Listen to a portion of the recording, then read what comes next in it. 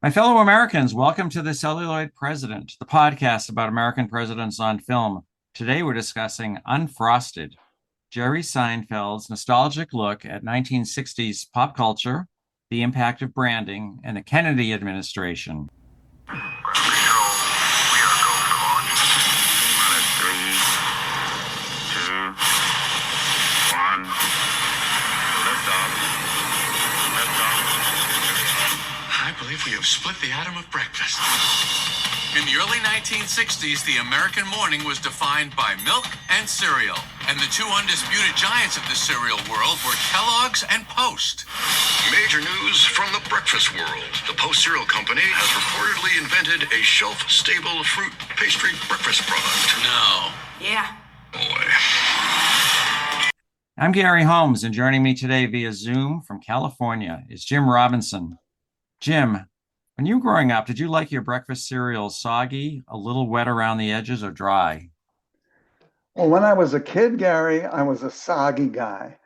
But as I grew older and I became a salty, crunchy snacking guy as an adult, then I added dry cereal to that range of snacking that I would do. So I've converted. Okay. How about you? I was always a dry guy, a dry kid. I was one of those kids that didn't like to mix different kinds of food. So putting milk, which was wet, on cereal, which was dry, was gross. So I literally used to eat my cereal dry. Now, do you remember what your favorite cereals were? Frosted Flakes. What else? Sugar Pops. These are all sugar things. Later on, when I was a young adult, I used to eat Raisin Bran all the time. How about you? What did Mhm. you? Well, anything with the word sugar in the title. So sugar pops, sugar smacks, and it just shows you how the marketing has changed because, of course, they've had to change the names of those cereals. Right. But they openly bragged about putting sugar in. So I liked all of that. And neither of us are on the cutting edge, I guess, because I looked up to see what are the most popular brands today. Yeah. And Cheerios is by far the number one, and Honey Nut Cheerios is number two. So Cheerios wins the day today, but when I was a kid, if it had sugar in it, I loved it. Okay. Well, I should also tell you that I went to the supermarket and bought a box of Pop-Tarts and to taste test them because it's been, I don't know, at least 50 years since I had a Pop-Tart. And at first I thought it was a little dry and unsatisfying. Second and third tries were better because I got regulated the heat a little bit better, so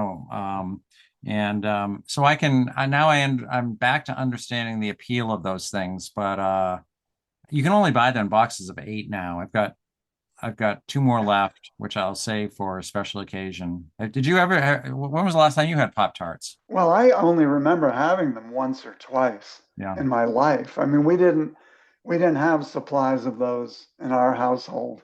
And I'll tell you what we did have, and I was excited to learn that the same fellow that invented the Pop Tart invented Rice Krispie treats. Oh The yeah. Rice Krispies and marshmallow concoction. My mother made those all the time, and boy, I love them, and I love them to this day. I just bought a some Rice Krispie treats at a bake sale at our church, and yeah, still tastes Aren't good. they good? Yeah. Mm. All right. Anyway, so onto the movie. We've talked about JFK before in multiple podcasts. I don't think we need to go over him some more. But let's talk about Seinfeld. What is your relationship at all, if at all, with Jerry Seinfeld? Well, of course, he's a contemporary exactly of ours. Exactly, I think he was exactly born our a month age. after you Yeah. and 6 weeks after me. I just watched a smattering of the Seinfeld shows. I never really got into it, didn't dislike it, but was not a huge fan. Didn't become sort of a regular viewer of that show. Did you? Oh yeah. Jerry Seinfeld plays a very important role in my marriage, as a matter of fact. We were newlyweds and living in New York City when the show came out. We were actually living about a mile away from where he the show supposedly took place on the Upper West Side. It quickly became our favorite show because it seemed to reflect our experience. I was always surprised at how popular it was because it seemed so New Yorky and so specific to the Upper West Side. But I came to understand that the situations and the conflicts that happen on that show are universal experiences. So I guess it's really not that surprising. But we go over to my mother's house and we can't think of anything to watch. We put Seinfeld on, and she laughs, and we laugh, and so on. And Yeah, then it's and then when the show ended in 1998. We bought the DVDs. We watched them with our son, and he loved the show almost as much as we did. Since then, we've watched all his specials and watched the show Comedians in Cars Getting Coffee. We went to see him in person, perform in person. And personally, I really think he's a genius. Not an academic genius because he never went to college, but as an observer of the human condition, he really knows what makes us tick. And I'd encourage everyone to watch the commencement address that he gave at Duke, which is one of the best things I've seen this year. And you've seen that too, right? yeah, and it was brief. It was It was brief. Oh, brief. yes, yes. He packed a lot of good ideas into just 7 or 8 minutes. Of course, that came with some controversy. Yeah, yeah, yeah, yeah, yeah. Well, And this goes to something else I'm going to say. He's like really back in a major way. He's been on promoting Unfrosted like crazy all over the place. He was tied in very closely with the end of Curb Your Enthusiasm, which was created, written, and starring Larry David, his Seinfeld co-creator, and he was in the last couple of episodes, and they basically rewrote the end of the Seinfeld show.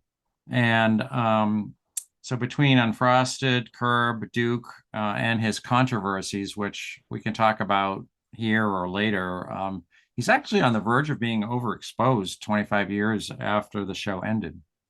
yeah, I thought it was kind of interesting that he sort of comes back out of the box in a big way with a movie like Unfrosted, Yeah, which, as it will become apparent, I really liked, but I would never make any huge claims of how that it's heavy or has a gigantic agenda or message. And yet somehow, based on several almost offhand comments he's made about what's happened to comedy, he's gotten himself into the maelstrom of culture wars and political correctness and controversy. So let's get it over with. What do you think that's all about? well, there's two separate controversies where he's touched a red hot button for progressives. One is Israel publicly supported the country because he says he's Jewish. And the second is his view that, his criticism of humor scolds who take offense at jokes that spoof anyone who feels victimized. So during this media tour, he said the far left and all that woke crap is ruining comedy. So he's a little bit like J.K. Rowling's, who's similarly reviled on the left because she isn't totally on board with the transgender program. Both Seinfeld and Rowling are card-carrying liberals who are too popular to cancel, but progressives have been getting their revenge by giving his work, bad reviews. Yeah, I think he jumped right onto one side of that fault line that seemed to appear among comics.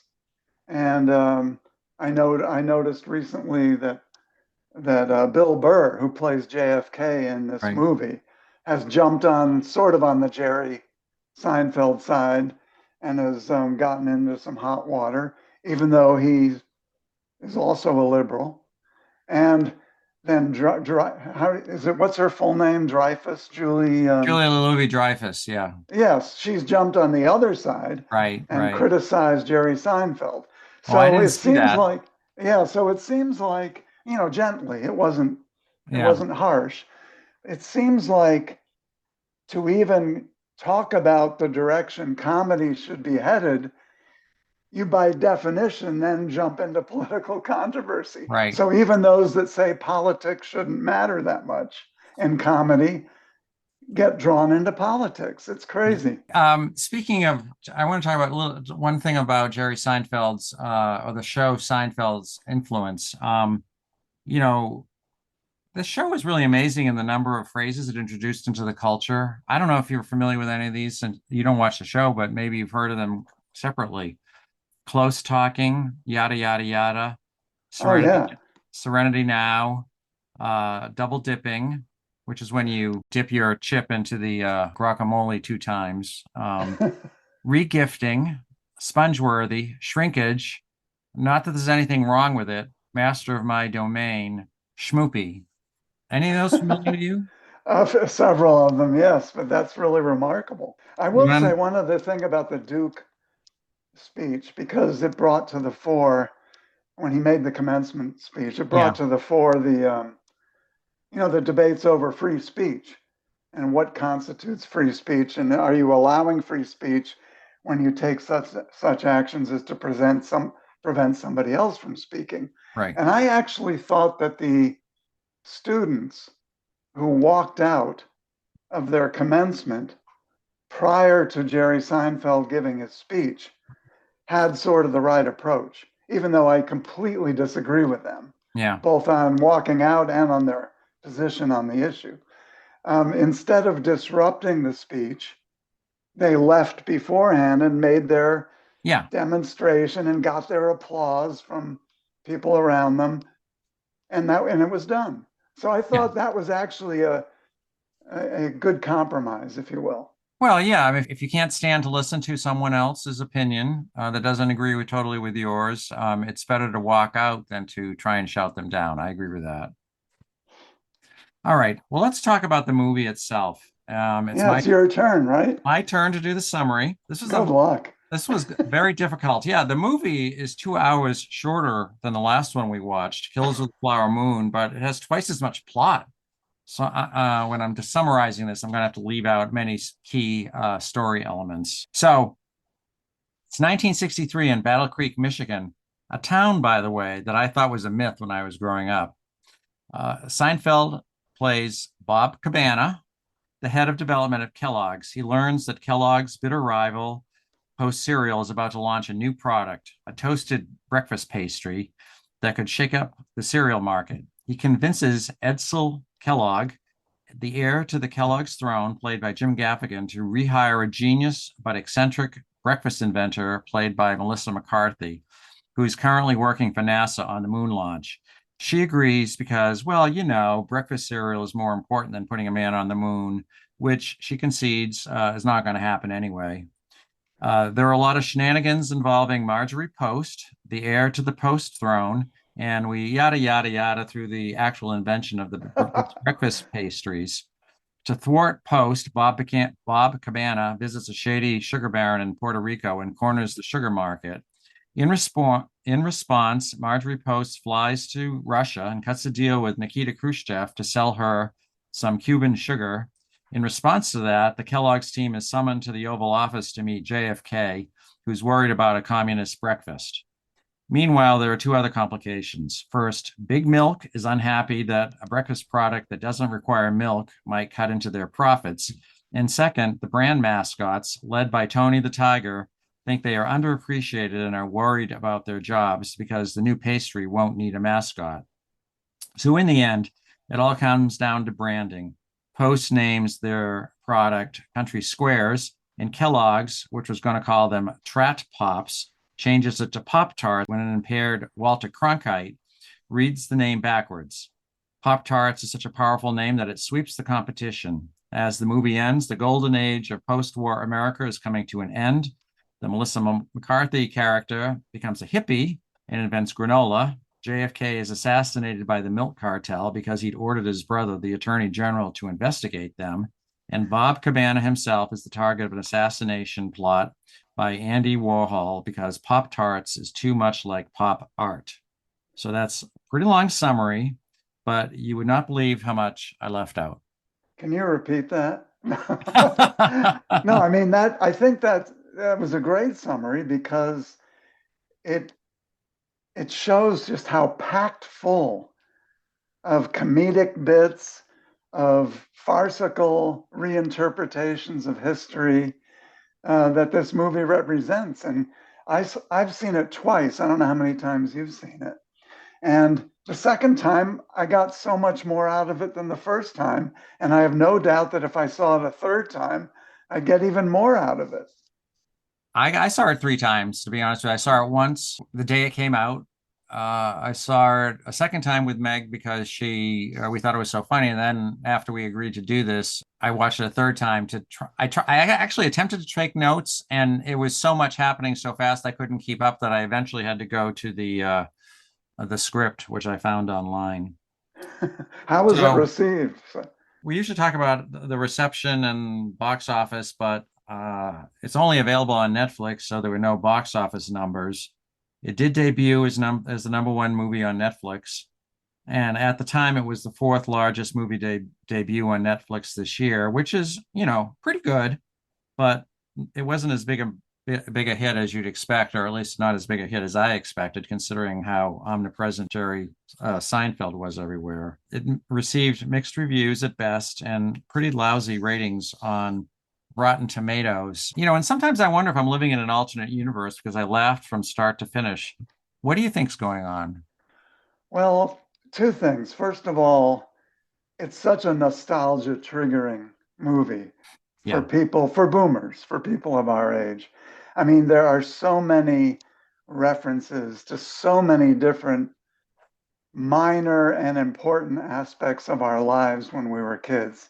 So I think that there's a certain kind of audience that is just that's going to resonate so much. And the other thing I would say is, and I want to ask you about this, I think it's not only the subject matter and the content being from the 60s, I think the style of comedy is very 60s as well. It reminded me so much of the zany kinds of TV shows that were on during that period, from Batman to Get Smart to the more ridiculous episodes of The Man from Uncle and Lost in Space, to the Monkees.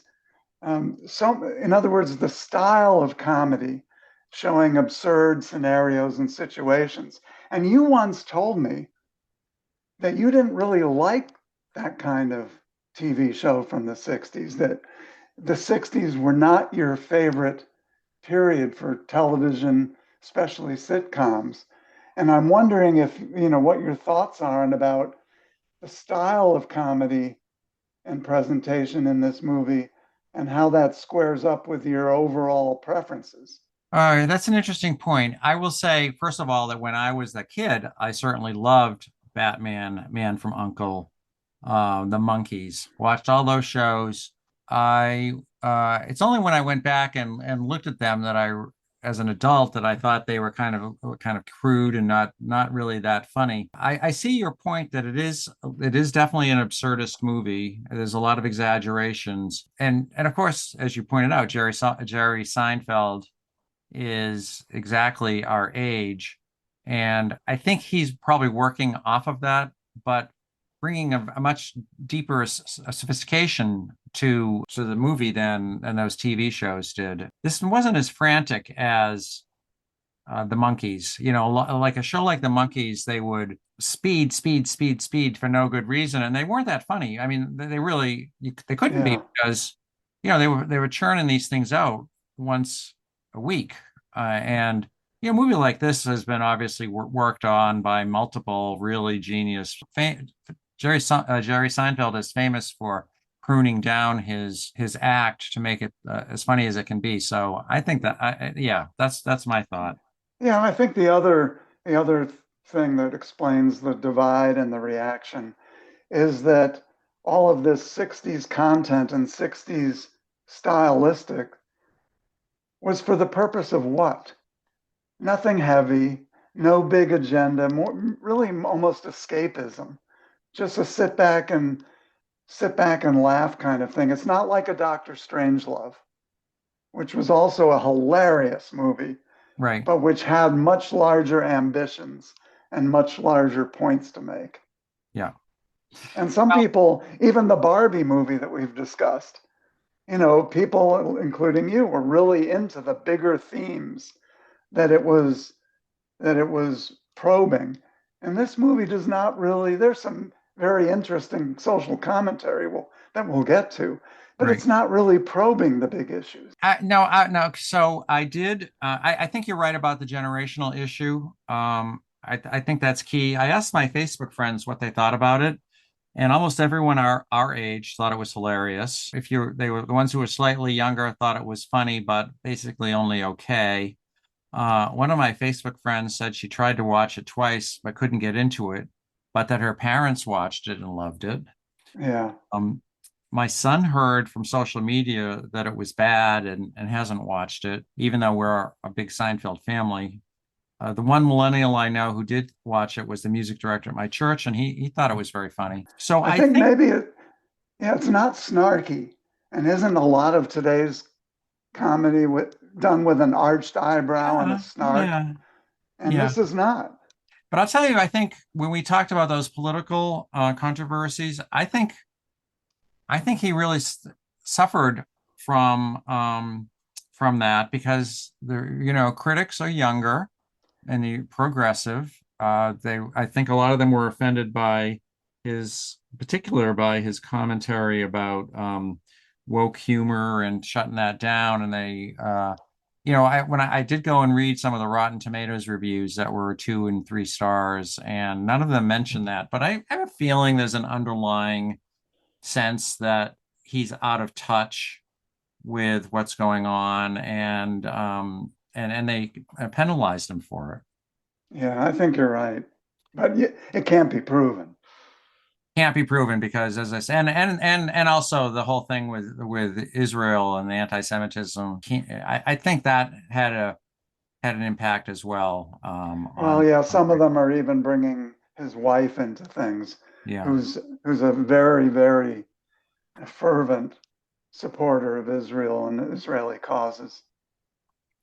He's really serious about it. I heard him on the Barry Weiss podcast, honestly, and she asked him what it meant for him to go to Israel. And he was not a very religious Jew when he was growing up, and never really on the podcast he said he never really thought about being Jewish in the United States because it was never an issue when we were growing up.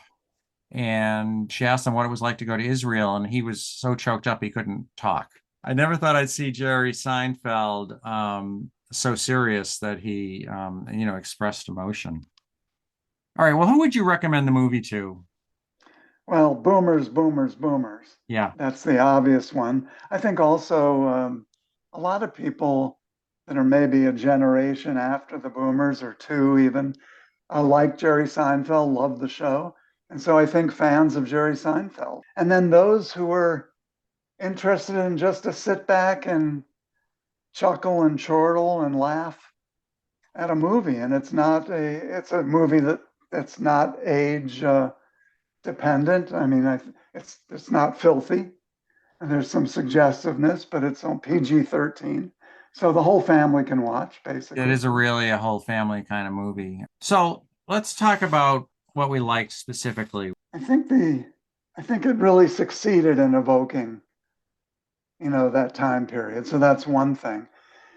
But the thing I also really liked about it made the audience participate in the jokes in many respects. And what I mean by that is most of the lines that I ended up laughing at were delivered deadpan. Right. And it was my subsequent knowledge of what happened in history since that made it so funny. So, for example, when Kellogg says, reading the newspaper, and he's reading a story about Vietnam, and he says, Vietnam, that sounds like a good idea. Right. Totally deadpan. I laughed my head off Right. because we were able to complete the jokes. And so there was good audience participation in this comedic presentation. I agree with that. I like that it was fast paced, visual and verbal jokes coming a mile a minute. I mean, we've kind of talked about that. Yeah. The visual design was very good. It's bright and cheery.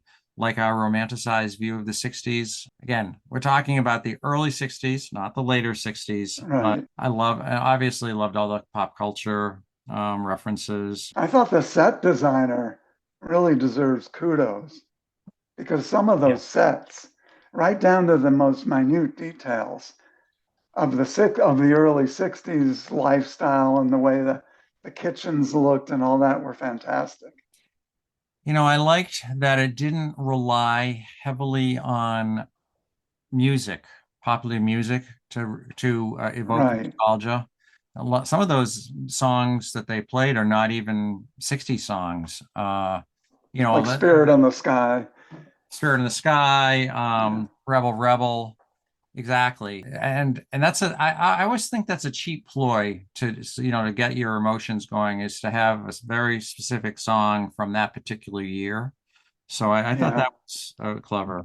I think the overall premise is what's really funny, though. They elevate something that's seemingly very trivial, like the cereal wars, into a super important clash of the Titans on par with the space race. For example, we have Walter Cronkite breathlessly reporting on the twists and turns of the Post and Kellogg rivalry, which is preposterous but funny, especially funny because we really did take cereal seriously. I mean, you remember that Kellogg's used to advertise on national television? Oh yeah. I Yeah. mean, late, like primetime TV, there's an ad for Kellogg's cereal. This is a huge battleground in Yeah, Battle Creek. I mean, so there's a foundation of truth behind it, and there's a lot of foundations of truths in this movie, which I'm sure we'll get to. But you mentioned the Walter Cronkite. There's an example of how much detail went into this movie because not only did they have a fairly decent, mimic of Cronkite, most of the most of the boomers remember more than anything else the footage of Walter Cronkite when he was reporting on the JFK assassination. And the set and his look and his demeanor was exactly out of those film snippets that you can go on YouTube and watch. So they went right down to the most minute detail to well, evoke yeah. memories of people. And the other thing that Cronkite was most famous for was as a rah-rah for the space program, Exactly. Yeah. which it threads all the way through here. They're trying to parallel the the space program with the serial development, like they're on par with each other from the very it's a really a close parallel they're making all the way through. Yeah. And I think I also like that it was even handed to the extent that it ribbed people and knocked people. It was pretty even handed from rapping JFK to making references to the MAGA rioters that stormed the Capitol on January 6th, to big business, to big labor. You Right, know, it was even handed in that sense to right. the extent that it got into issues at all. All right, well, let's talk about what we didn't like, if anything. I think it did for the same thing you thought was a strength, which was the central premise of the cereal wars and the struggle to invent the Pop Tart. I think it did at times, especially toward the middle, come close to becoming a one joke movie. Yeah. It dragged a little bit for me in several places. Quickly recovered, but it kind of dragged for me. All right.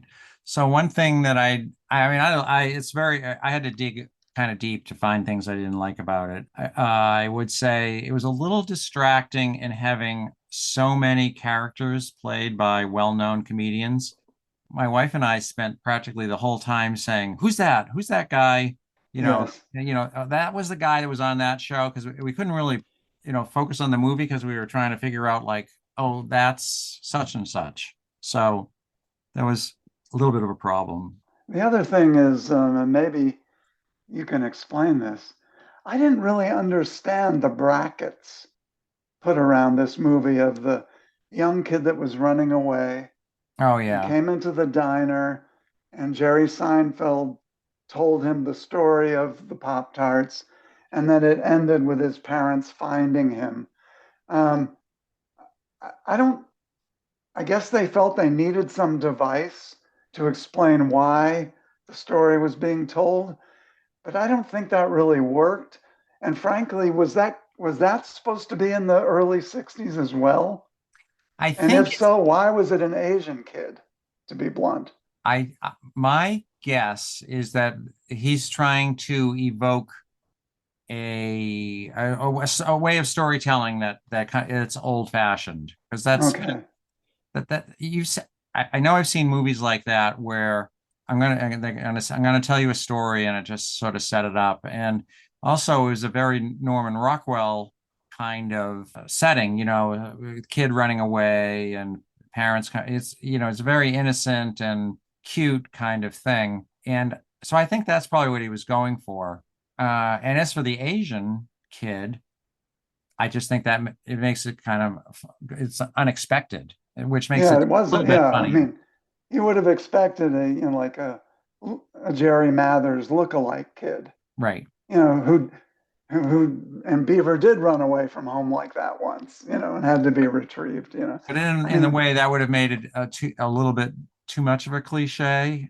I'll tell you one thing I've been thinking about this a lot, and I don't think the storming of the certification process by the mascots, which was clearly meant to spoof the January 6th riot, I don't think that really worked. He dressed Hugh Grant up as the QAnon shaman, which I thought was yeah, funny at the time. But satirizing something that happened just 3 years ago brought me out of the world that he created and back into the 2020s, which is where I'd rather not go. right. And I also say that progressives were not happy about this either because it trivialized their trauma. So that might be another reason they don't like the movie. One small point, I thought the only time I think the movie lapsed into poor taste was they were making jokes about Gus Grissom. Yeah, I thought that was terrible, actually. Yeah. That was really, for those that don't know, he was one of the three astronauts that got burned to death horrifically while sitting in their space capsule on the launch pad and talking about his ashes or something. I don't even Right. remember what it was Right. because I was cringing. But Yeah. that was the one really poor taste Yeah, moment. I was gonna say that too. It was anyway. All right. So, what do you think the movie was trying to accomplish? We always ask that question. Jerry Seinfeld famously positioned his TV show as a show about nothing, and that wasn't the case. It was a show about social mores, self-indulgence, status, family dynamics, and the relationship between men and women. Yeah, so similarly here with Unfrosted, he has claimed that he has no message, nothing at all, that he just wanted to make people laugh. So let's take him at his word and assume he wasn't trying to accomplish anything and talk about what he actually did accomplish. So, what do you think there was a hidden message, if there was one? I don't know if it was so much hidden as it really illuminated in a funny and almost embarrassing way to all of us um, how much a product we are of marketing and advertising and consumerism, how we're steered around by a bunch of sheep. And then we have reactions to the products that we were cajoled into buying, and we get steered in another direction. So if it isn't processed sugar filled foods, now we're going to be rushed to buy things that are stamped green, stamped organic, stamped heart healthy. And we're going to be just as a bunch of lemmings in those cases as we were back in the 60s in other products. Right, right. I think branding is obviously the major focus of the movie. Branding and advertising has always been part of the economy, but the advent of television really supercharged it. And in that regard, the fact that JFK in this movie is entirely appropriate because he was the first televised president and a major beneficiary of television branding. He wasn't elected because of his experience of policies, because he was handsome and well spoken on TV. And he was also elected because of that electoral fraud in Texas and Chicago. Denier. Denier. I am a denier, yes. I am still mad about the 1960 election. But we see in this movie, and it's very clear here, Kellogg's beats out Post because Pop Tarts is a much better name than Country Squares. And not because it's a better product, but we see that it's just better name. The name alone sells out is the reason that Pop Tarts was such a hit. Yeah, And we that was so telling when they said, "What kids are going to want to be known as country squares?" You couldn't pick a worse name to appeal to kids, to cool kids on the playground. right, You right. have country squares instead of Pop Tarts. So Yeah, the movie was infused with all sorts of references and asides and jokes about that. Talking about, oh, well, all the flavors are exactly the same. We just made them different colors. yeah, Like, I mean, it's just hilarious. And it just went on and on. yeah. I think that was one of the things about the movie. And I think it did evoke a maybe earlier, more innocent time when people had things to worry about, like which cereal were they were going to buy instead of the kinds of worries they have today. And also that there could be a war, a product war without huge politics. Yeah, Now are in our branding wars and right, product wars. It's all, which is the left wing product to buy and which is the right wing product to buy. I mean, just think Bud Light and their right, branding issues that they've had recently. The temperature was lower and it was more naive and innocent right, and right. frankly more enjoyable.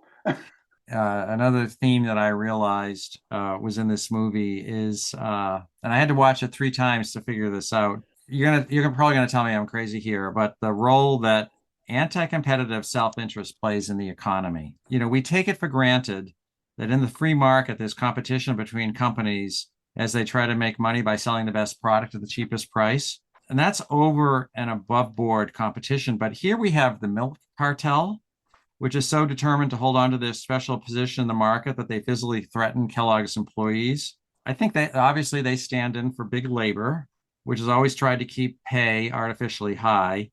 Then there's the mascots led by Tony the Tiger. They want to protect their economic position, and they too resort to violence to prevent the introduction of a breakfast product that doesn't need a mascot.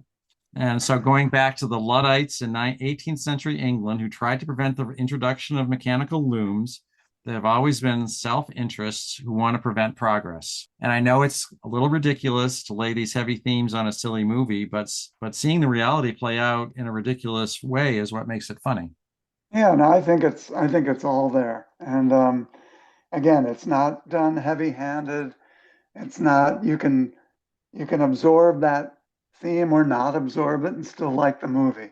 And the also the role of international relations and foreign trade Yeah, and overseas cartels. Everything is treated in this movie somewhat like in the movie Dick that we've talked right, about. right, right, Alternative universes, alternative explanations. So the real cause of the almost nuclear annihilation between the Russians and Americans is not about missiles in Cuba, it's about sugar. And the drug cartels are really their drug of choice is sugar, not cocaine or right, anything else. And right, and we see how then companies go overseas to try to corner markets and corner supply chains. Yeah, right, it's all got just enough of a germ of reality right. that makes it all even funnier. And All right, as I said before, a lot of the humor is based on what we have learned since the early 60s. right. And so when Jerry Seinfeld, for example, says, I got to make this work because I got to earn money. I mean, I'm going to have to put my kids through college, and it's $200 or $300 a year each for that. And so we laugh because we think that's absurdly low price that he's citing. All right. let's talk about speaking of the characters. I was just going to mention Jerry Seinfeld as Bob Cabana, the average guy who wants to send his kids to college for hundreds of dollars a year, and he thinks the greatest luxury possible would be to have sod grass laid on his lawn. Right. Um, he's never been the greatest actor, and obviously he's not Daniel Day-Lewis playing Lincoln here. On Seinfeld, he surrounded himself with much more talented performers, and I think he's probably done the same thing here. Although he's fine in the role. I mean, do you agree with that? Yeah, I thought he was real. I thought he was perfect for the role Yeah, because he's deadpan.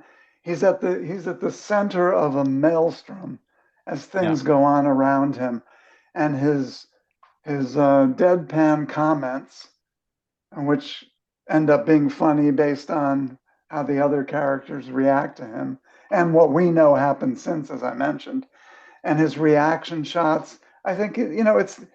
I mean, he wrote the movie or co-wrote it, so right, he ought to be able to write the perfect movie for himself, and I think he right, did. right, right. All right. Hugh Grant plays Tony the Tiger. Outstanding performance as an ambitious thespian who is reduced to playing a cereal mascot.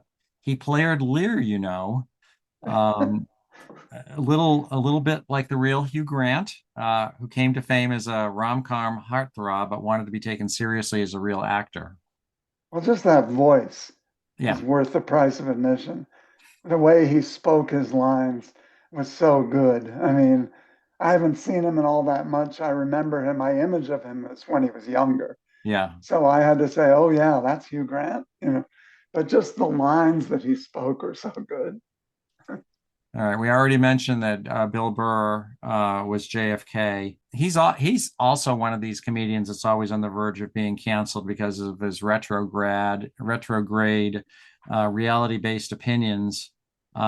He's chosen because he's from Boston. He's what we would call over there a masshole. We talked about before when we had Right. JFK movie. He actually looked like JFK when he put the wig on. Yeah. And the reason he was so funny is because, as you mentioned earlier, he played it straight. Yeah. And yet yet some of the things being told through that skit are things that weren't all known back then. Yeah, All the fooling around and that kind of thing. And yet, because we've known it, we've learned it since, it became more funny. The Doublemint twins and all this kind of thing. I thought he was really good, and I was surprised when I thought he was just some bit actor player. I was surprised to learn how popular he is on the comedy circuit. And I read he sold out Fenway Park. yeah, yeah, I yeah. mean, my God, people drove to Fenway Park or rode there and went through all that to see a comedian. How do you watch a comedian in the middle of a ballpark? I don't do a Yeah, no, stand-up he's routine. incredibly popular. I've seen his skits on, not his skits. I've seen his comedy specials. I think they're on Netflix, and they're funny, and they definitely cut to the edge. I mean, he's daring you to try and cancel him, and he's a very, very famous, very funny comedian. I have also gone to see Jim Gaffigan, who played Edsel Kellogg. I Uh, thought he was really good. the funniest thing about him is that they use the name Edsel, which again is a joke that you and I would get, and maybe no one else would get, or not no one else who was younger than us would get. That was the name of Henry the Ford's son. They named a car after him, and that was a huge flop. And that's a good example of bad branding because the name of that car sounded so silly. Yeah, I thought he was really good. Really, what this movie did was assemble an ensemble of great comedians and wove a script around them. That's really what this movie was. There were comedians in it, not actors as such, and it worked. I thought Melissa McCarthy and Amy Schumer were excellent, Right. and things just worked for me. Well, I loved Amy Schumer because every time you see her, she's got a martini and she's walking around with that. It was And hilarious. Melissa McCarthy was so funny with her outfits Right. and all that, and the idea that she was a NASA scientist stolen away to make a Pop Tart. I mean, the setup for her character was great, just great. Right. Right. I'm just going to mention James Madsen, who's who played Jack LaLanne. Do you remember Jack LaLanne? Did you used to Yes. watch the Oh, show? yeah. Yeah. It was good.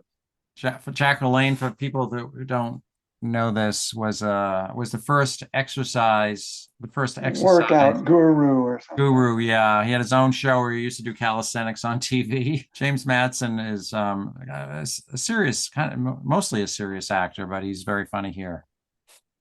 Anyone Yeah. else you want to call out? I mean, we don't have time to go through the entire list. No, but we've got to. We can do it now or in favorite scenes, but we've got to call out the fact that Don Draper is in this movie.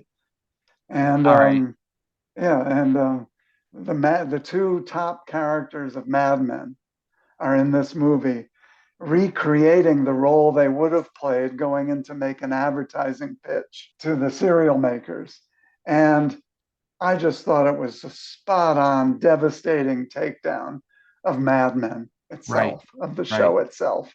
So that was my favorite scene. It was probably your favorite scene too. I don't know if it was your One favorite. of them. I was going to Yeah. mention that as my favorite scene. They try to pitch an upscale version of Pop Tarts called Gel Jolie by Martine Margot. I mean, it's so preposterous. Here's the pitch. Imagine a husband home from work. His wife greets him at the door wearing a satin negligee, leads him to the bedroom with one flick of a red polished nail. She ignites the coiled heat from a nearby toaster, which is also eager to receive his now warm pastries. So, all right. It's just, I It's mean, so ridiculous. It's so it was funny. and brilliant in the sense that it like killed two or three birds with one stone. It Right, was like, right, no, right. sex does not sell everything. Like the breakfasts that kids might eat while watching their Saturday morning Yeah, cartoons. right, right, And right. two, the the pomposity and the arrogance of the coastal elites from Madison Avenue Right, trying to tell middle American kids why they should like Pop Tarts because of the sex in it. And then, of course, on the show, the overwrought nature of some of the Mad Men show itself, some of the right, writing, which right. we both love that show, but We we did can love that agree show, yeah, but that you're it right. went over, yeah, got it too full of itself at times. All right. Well, Brilliant. let's turn to the history or the accuracy. This is a farce, so obviously no single thing that happens in this movie is true. So let's instead talk about how culturally and politically accurate it was. One of the problems that I have in doing that is that I can't tell the difference between my memories of reality or my memories of how it was portrayed on TV. But one thing that's true is the depiction of how large the middle class was. A guy like Bob Cabana, the Jerry Seinfeld character, who's a very big corporate big shot, he lives pretty much like everyone else did. So we don't, and it accurately describes how we didn't have the big income gaps back then that we have today. Yeah, I think that's a good point. We've already touched on the importance of marketing and advertising driving the consumer economy in America, which is two-thirds of our economy. And I think it also showed the nonchalance back then to diet and health.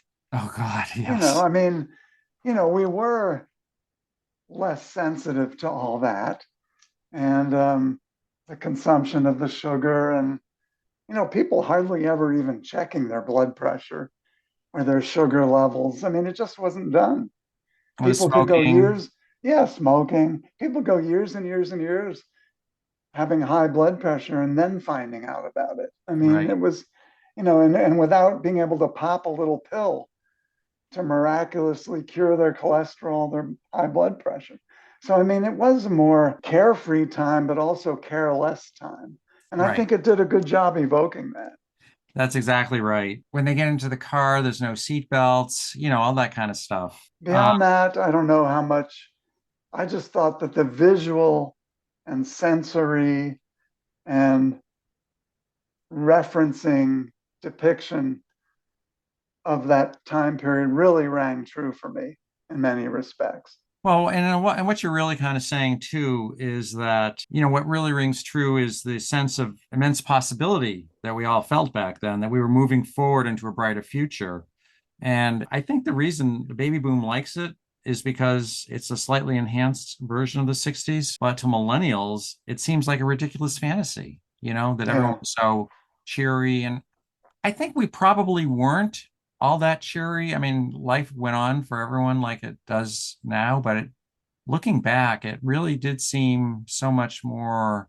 All the public intellectuals and talked about how great the future was going to be instead of now, which they talk about how we're going to die from a climate change and everything else. So Yeah. Yeah. I think it evoked that pretty well. And if you compare the way corporations were portrayed in this movie compared to the way Mattel was portrayed in Barbie. right, Now, both were, critical in comedic ways, yeah, but this one, the absurdities in this movie about the way the corporate culture were much more realistic, if that's not a contradiction, than Mattel and Barbie. yeah. Okay. Let's talk about our favorite scenes. We already mentioned the Mad Men scene. What else have you got? Well, I love the scene where they were about to test the Pop Tart, and they treated it as if they were out in Nevada, Right, about to test and witness the exploding of an atomic device. So they had sandbags, they had a bunker built, and they right, were looking at the test of the Pop Tart. And the test was that they created this typical early 60s kitchen and family, and then they were putting the Pop Tart into the toaster and they were going to see if it worked or not. And that set was just brilliant. That you had the typical early 60s housewife in a robe with a cigarette in her mouth while she's eating breakfast. And then if you looked really closely, the family dog had a cigarette sticking out of its mouth. I mean, just the attention to detail. And then the test, for some reason, Schwinn, the guy that made the bicycles, right. was the guy that was in the test area. And the Pop Tart toaster blew up, and Schwinn was killed. And then the next scene is his funeral, where and they're all grieving around the open grave.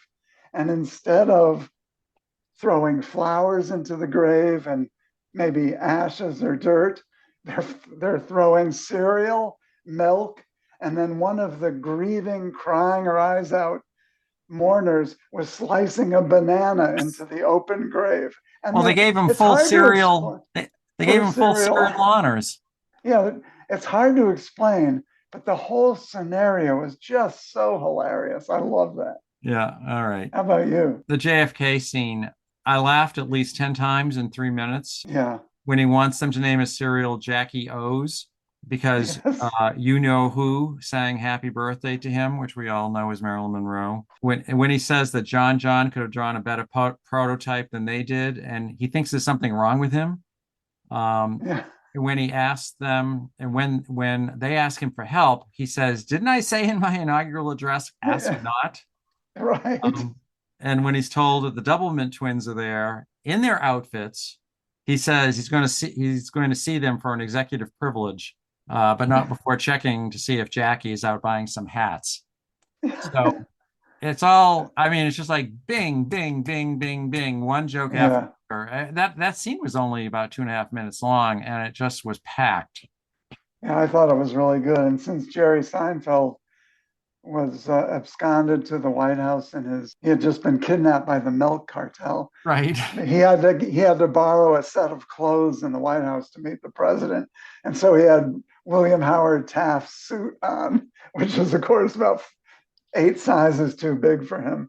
The Right. whole Because no, that whole scene was great. And since this yeah. is the celluloid president, we should That's right. we should You're right. We got to. This is probably the only time we mention William Howard Taft in any of these episodes. So I'm glad you yeah. remembered to think that. Yeah. And I like the bowl and spoon awards Oh award yeah. show scene where they made it like it was Oscars, except they were giving awards to different kind of achievers in the breakfast cereal industry. I thought that was hilarious. Yeah. Yeah. And I kind of like the scene where Jim Gaffigan and Amy Schumer are dancing the twist with each other. I mean, Yes. they could really move, you know? I mean, they were both, Considering their body types. Yeah. yeah, I don't know. We could go on and on, I think. You got anything else you really want to call out? Not on scenes. All right. How about lines? Now, Well, this is yeah, completely preposterous. I mean, yes, there's so many lines in the movie, but go ahead. yeah. I mean, most of them already been mentioned. The ask not, the forget about the moon. It's ridiculous. As Jerry was stealing Melissa away from NASA, Vietnam, that seems like a good idea. And then one of the lines just tossed off about the market research. We beat alphabets among 4 to 6 year olds, which is realistic. That's exactly how, at big companies, I don't know if they still do, but how marketing people Right, would talk. But right, my favorite set of lines, they're mostly lines, had to do with the numerous references to The Godfather. There was like 4 or 5 or 6 specific references that if you're not a detailed fan of Godfather movies, you maybe wouldn't pick up on. First of all, the 5 cereal families holding a summit. right, right. That's right out of The Godfather. One of the characters saying this about the Pop Tart, this is the most delicious piece of pastry I've ever had, and I've had them all. That was a coarse, filthy line of the movie director Waltz, who was saying that about a young actress Right. before he found the horse's head in his bed the next morning. And then Jack LaLanne saying to another character, I can't remember, we're both part of the same hypocrisy. That's right out of Godfather Part 2. And then the whole trip down to Cuba, Right. to make a Right. business deal. So again, an example of things that happen later in pop culture and not in the early 60s that we appreciate when they're referenced in this movie. All right. Some of my favorite scenes. And I Lines, can you tell mean? you, they were all from the first 15 minutes of the movie because I gave up after that. You lose track, yeah. When they're in we're in there at the award show. Quaker Oats is there. Jerry Seinfeld says, "Why do they keep showing up for this? Mixing religion and cereal? Why?" Yeah. Jim Gaffigan says, "I'll be the first failed Kellogg." And Seinfeld says, "You didn't fail. You'd have to do something to fail." Jerry Seinfeld to Melissa McCarthy when he's trying to woo her away. Look, you're jamming goo into tubes for a bunch of chain smoking Corvette guys with flat tops. They're going to go up, they're going to come down, they're going to become alcoholics and get divorced. The chimps are smarter. And then makes an observation that the magic of cereal is they're eating and drinking at the same time with one hand. What do we need to be able to do? What we need to be able to do is recreate this euphoric gratification, but in a completely new way. So it's, it's, anyway, yeah, they're brilliant, and they're not completely untrue. yeah. There's a germ of truth in them. There's a germ of truth, and especially the Corvette guys, chain smoking Corvette guys with flat tops. Those were the astronauts. Yeah.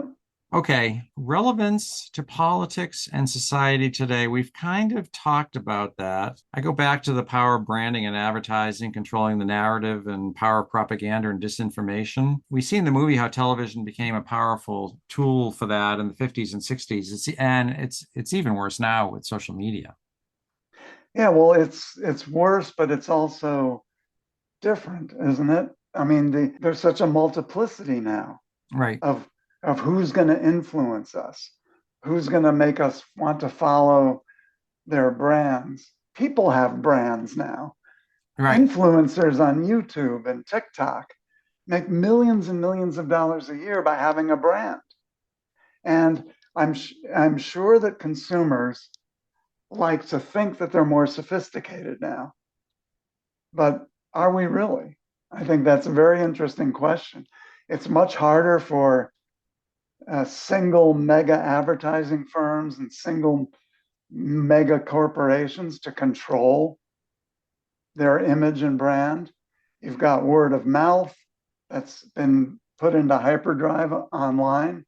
People looking at people putting reviews up on restaurants and on products.